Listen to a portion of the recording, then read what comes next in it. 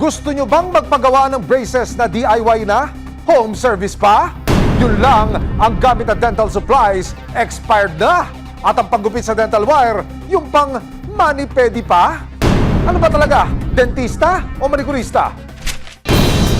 Isang tip ang natanggap ng Criminal Investigation and Detection Group o CIDG Bulacan sa mga gumagawa at nagkakabit ng tinatawag na DIY braces. Ang ganap, nagpo-post sila sa online groups para makaakit ng parokyano kapag may kumagat sa pain nila.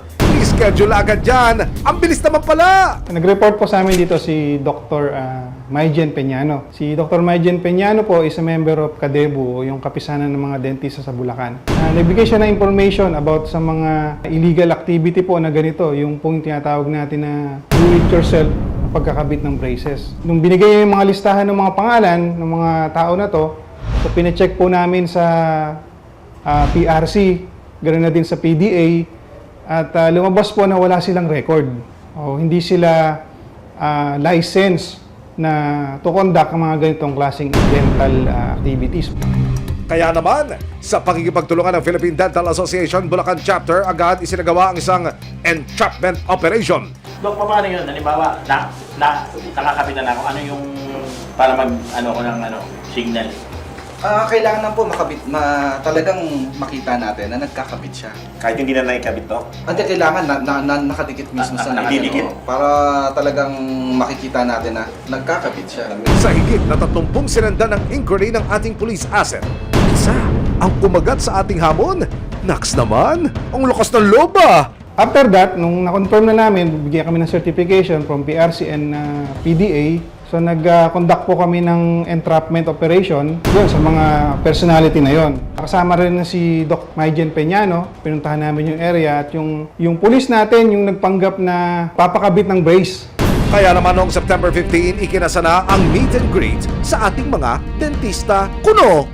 Sa pamamagitan po ng isang hidden camera na dokumento ng resibo kasama ng CIDG, ang pangyayari o ang modus sa illegal na gawain ito.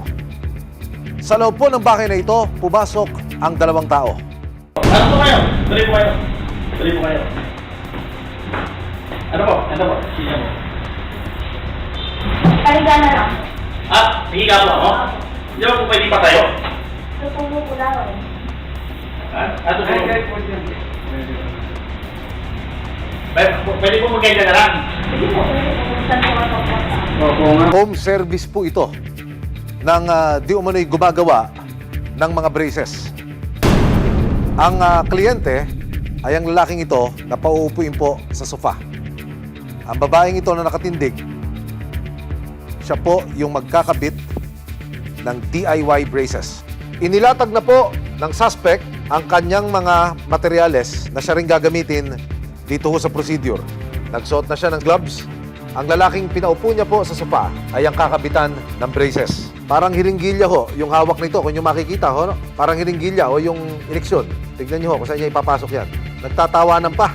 Meron ho siya isinaksak doon sa bibig ng kanyang parokyano. Sige po, ano lang po.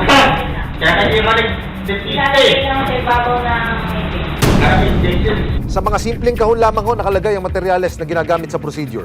Hindi ho naka-medical gown itong dentista na ito.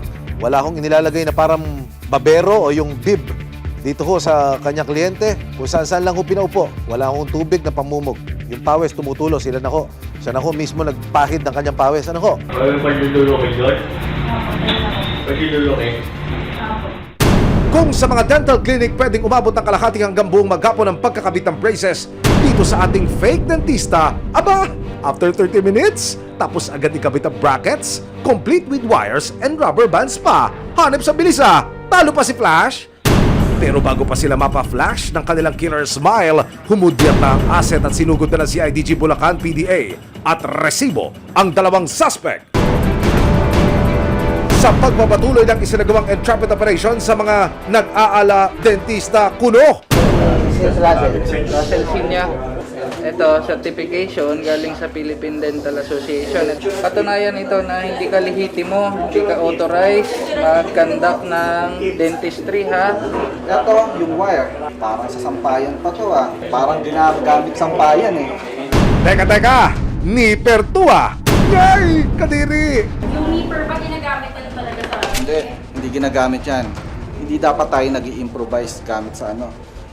Ito ginagamit to sa paa, sa kuko. Ang siyasatin pa ang ibang mga gamit na booking din ang pandikit na gamit sa brackets. Expired na? 22. So ano na ngayon? 2023. Expired. Yes, health hazard. Pwedeng mag-cause ng lason or talagang hindi didikit or dumikit man, makaka-apekto ng masama sa mga pasyente. Sa naging pakayag ng dalawang suspect sa resibo, Pasensya na po. Nag-ano lang po kami kasi panggatas ng baby namin. 2 months pa lang po. pag-amin pa ng mga suspect, online lang nila nabili ang kanilang mga gamit at online din ang kanilang transactions. Dati po nagpakabit po kami, tapos po tinuruan lang po kami. Agad dinala ang dalawang suspect na ka-live-in partners na sina Racel Sinyo at Angelica Liberato sa opisina ng CIDG Bulacan.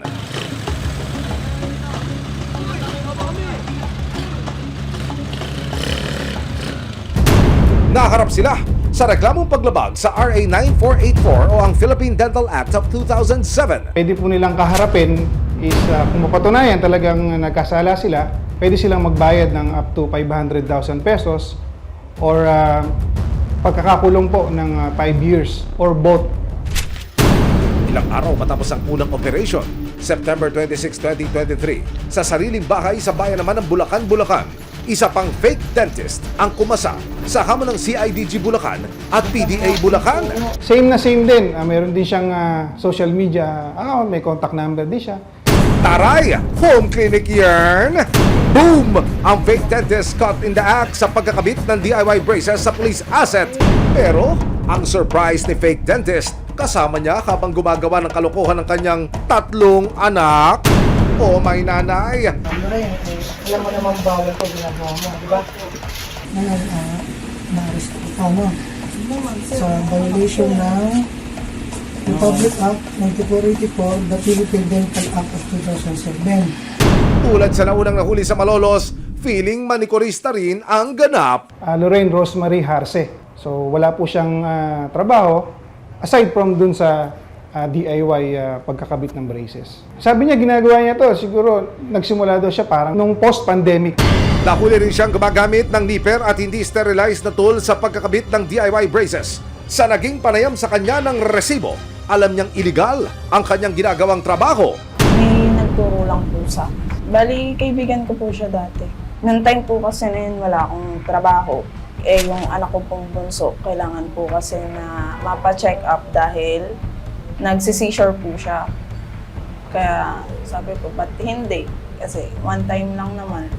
Once a week gumagawa ako dati. Tapos na-stop siya ng almost 8 months din po. Tapos ngayon lang ulit. Meron po ako sa Manila, Bulacan, Pampanga. Kaya naman, sa legit na mga dentista lang magpakonsulta tungkol sa inyong oral hygiene. Parang smile natin, hindi maging dental disaster.